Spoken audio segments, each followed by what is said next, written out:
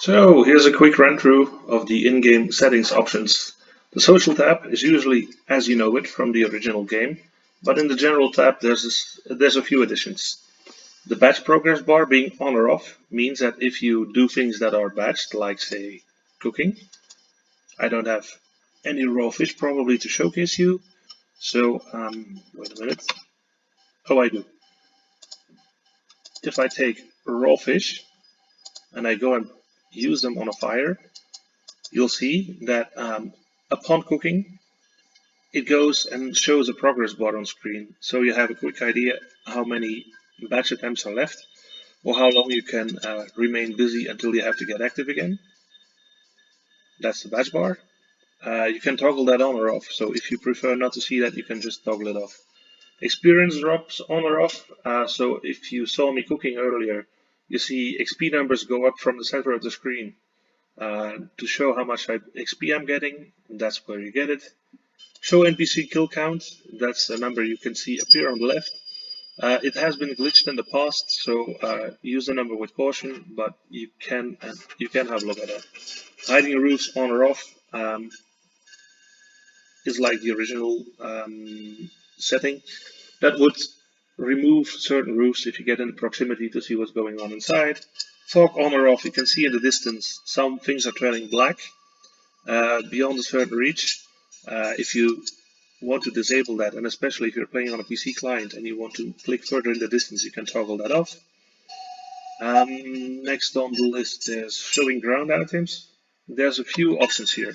Show all, which is the default. Hide all. You can show only bones or no bones. In particular, what does this do? This makes it convenient for player training to have only the bones, and you don't have to manually click them all from between the pile. If you just want the loot and don't care about the bones, you can hide the bones. You can use it for all sorts of reasons. However, do get cautious if you toggle them off or you toggle some of them off. Some quest items will appear on the ground, and if you need to use those, don't get stuck on not being able to find where the damn thing is, because, well, you might have the toggle off. Auto message switch means that if there's a message coming in the private tab or the clan history tab, and you have selected another tab, by default it'll switch to that tab to show you, which I have off. The side menu on or off, it's the HP and prayer display you see on the left. I usually have it on as it's a nice extra way to see where we are at hit points wise.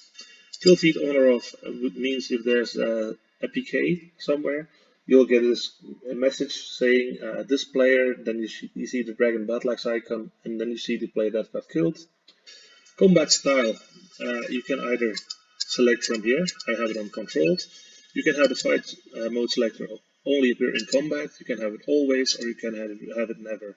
To avoid clutter on the screen, I have it on never. The experience counter is the one you see at the top of the screen. I'll show this real quick. So you can select either a specific skill, you can have it show total experience, you can have it show the experience in the most recent skill, you can have it always, you can only have it show if you have recent XP gains, you can select colors, you can select the speed at which text flashes by for your XP drops. There's a submenu, which is what you saw earlier and gives you average XP in certain skills. So if I go and select attack, I can see my recently gained experience and my XP an hour. The skills you're not 99 in, it also shows you the XP to level, which is a convenient thing to have there.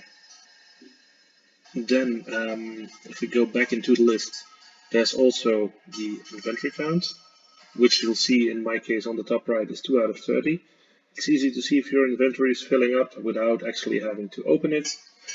Hide login box, which is the welcome message if you log in, saying welcome back, you last logged in from this IP this long ago. That hides it. Showing name and clan tag means that names, especially above other players, the player name appears above the character, and so does their clan icon. With clans and parties, implemented. You can also either receive the invites, block the invites, or do whatever you want. And there's the items on that menu, which also shows you that if you die, what kind of value you're putting at risk.